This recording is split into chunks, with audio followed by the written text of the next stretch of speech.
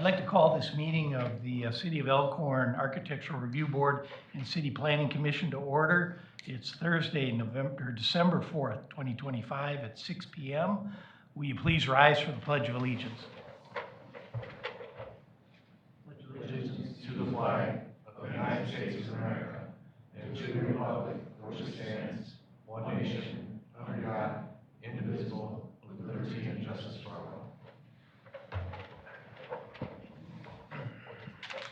Roll call, please. Lucky, Here. Hunter, Here.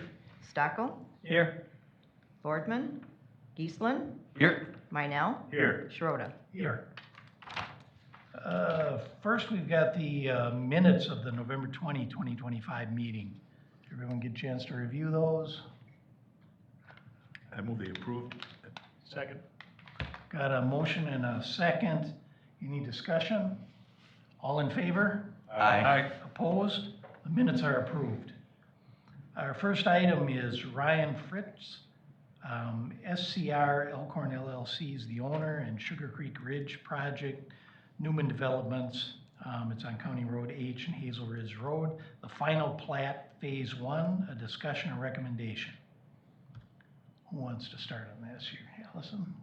Yeah, I can just briefly introduce this. So, as you know, Newman Homes is getting ready to start on Phase 1, they've already been out there for Phase 1 of Sugar Creek Ridge. They came before the Plan Commission for a concept plan, and then their GDP approval, and then their SIP approval of Phase 1 along with a preliminary plat. And state statute does require us to approve a final plat for Phase 1. So that's what you have before you this evening. I will let Jacob talk briefly about Kapoor's memo, but I believe they are recommending approval of the final plat. Yeah, we are recommending approval subject to a couple of conditions here. A couple of things from the ordinance, just making sure the graphic scale is the correct size, making sure that we have all the bearings on there. There were some other recorded bearings from previously platted lands on adjacent properties. A comment here indicating the intention of Evergreen Run, which is handled under the SIP, but just some comment on the actual final plat regarding that. And then a just general comment to keep all of the streets consistent with the survey's certificate and the actual final plat. Otherwise, it's consistent with the preliminary plat that was submitted with the SIP and everything like that. So. Thank you. Anyone have any questions or comments?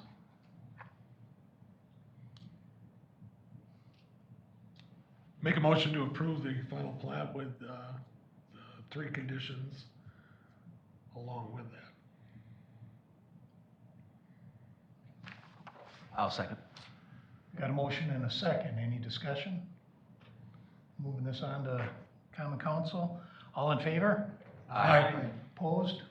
The plat is approved to move on.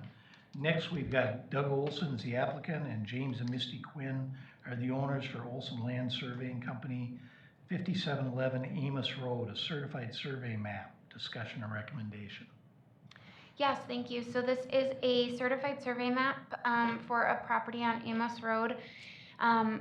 They came maybe a year or so ago to the joint ETZ committee for approval, as well as our city council for a rezone of this land. That rezone was approved, so all of this land is now zoned A5. They were preparing for this lot split. So they're back with the certified survey map. They are just creating a new lot. Currently, this is all one large parcel. But they're splitting off Lot 1 and Lot 2. Lot 1 has an existing home that is on it that was constructed just in the last few years. And Lot 2, I believe the home owners of the land are hoping to build a second home on that parcel. There was recently a cell tower that was put up nearby their home, and so they're looking to build a home a little bit further away from that cell tower. Everything does look good with the certified survey map, and staff is recommending approval. Any questions, any discussion?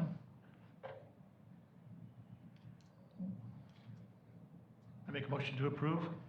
Second. Got a motion and a second. Any discussion? Is that, ETP certified survey, is that ETZ certified? So this specific piece of property is both in our ETZ and ETP. So it's in our extraterritorial plating jurisdiction and our zoning jurisdiction. Anything else? All in favor? Aye. Opposed? Motion passes. Next, we've got a general discussion item for a request for proposals for the update of the comprehensive plan. Would like to, Adam, is this your deal? This is I guess a team deal, but, so, it's, the last time we did our, comp plan update was in 2016, so we have got to do that again in 2026, so we want to get the ball rolling on that. This is a draft of an RFP. The intent is to present this to the council at the next meeting for, discussion. You can see that there's a proposed timeline, towards the end on page, page 7 of the RFP, but it's page 26 of your PDF, showing that the goal would be to issue the RFP January 5th, give the potential planners, firms 3 weeks to submit any questions they have about the RFP. We'd have a week to respond. Then they would have a week after that to then submit their proposals. Then, so in total, it'd be about it'd be a 5-week period. And then there'd be a week of reviewing them, potentially scheduling interviews with the council, and then 2 weeks for potentially awarding a contract. So that's the tentative timeline for the RFP as proposed. We put on here tentatively being done by September. That may be optimistic, but we definitely want to get it done by the end of 26. So we're trying to get this moving. One of the things I just wanted to raise too is that, in talking about the, sort of introduction to the RFP and the need to update the comp plan, 2 areas that we're proposing to sort of identify as areas of not focus, but potential, I guess, more attention would be one, more of a vision for downtown in terms of, what are we trying to accomplish downtown in terms of architectural style, and are we trying to sort of, keep the historic nature of it? Just what is that vision for downtown? And then 2, focusing on the South Lincoln Street gateway. And I'd say also probably the 3rd item would be west of there off of Deer Road, the vacant area that DeBach owns.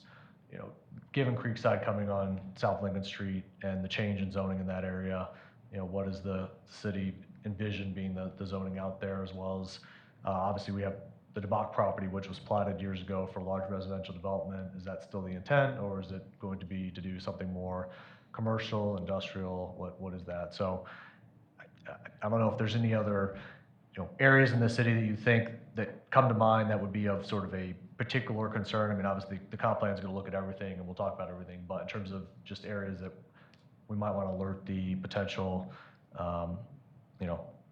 architecture firm, planning firm that, we want to focus on. I don't know if there's any other areas in the city that come to mind that you think really needs, extra care in this process.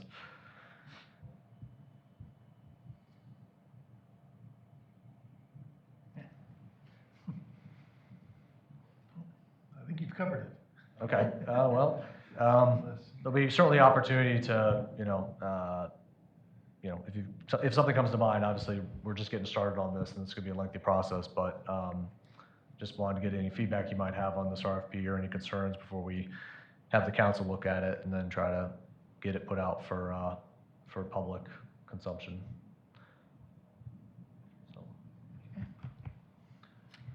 I'll just add that, as Adam stated, this is just the beginning of this. As we move forward, award the contract to a firm, they will be in front of the Plan Commission very frequently. Plan Commission will play a heavy hand in our comprehensive plan update. There will be a lot of public participation. We don't know exactly what the public participation will look like yet, but there will be public participation with the update. And that's all kind of laid out in the RFP, but like Adam said, we just wanted you to get your eyes on the RFP before we bring it to council, because this is the last time we meet before 2026, so. Just to sort of add on to that, in terms of budgeting for next year, we budgeted for the middle of the road approach for the comp plan. So certainly the more meetings you have, the more public engagement you have, the more expensive it is. So we tried to budget for a medium approach of around $75,000. So I'm just throwing that out there as to, you know, when the city has to evaluate just how extensive the review process is going to be, obviously budget factors in, because you can spend $100,000 or more on the comp plan update. So we're trying to find something middle of the road, but those proposals could still come in higher than 75,000, so we'll have to see. My guess is we'll probably get a proposal from Vanderwall, we'll probably get a proposal from Foth, I would guess, or two that come to mind, but, so. Yeah, potentially Tesca too, Yeah, depending. yeah, I yeah. mean, they've worked with us in the past, so I could see that.